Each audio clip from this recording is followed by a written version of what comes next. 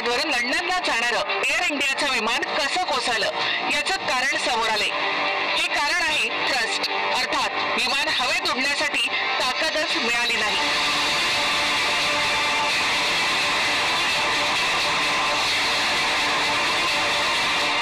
अहमदाबादच्या एअरपोर्टवरून विमानाचं उड्डाण होताच काही सेकंदातच पायलट सुमित सबरवाल यांनी एटीसीला मेडे अर्थात इमर्जन्सी कॉल दिला।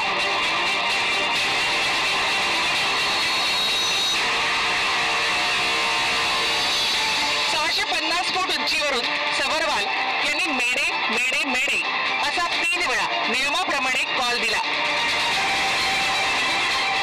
No thrust, losing power, unable to lead, म्हणजेच विमानाला वर झेपावण्यासाठी शक्ती मिळाली नाही, त्यामुळे विमानाला वर उचलता आलं नाही।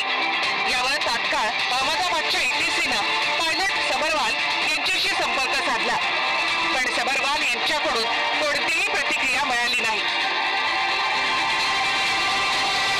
एका 40 सेकंदात विमान कोसळल्याचं दिसत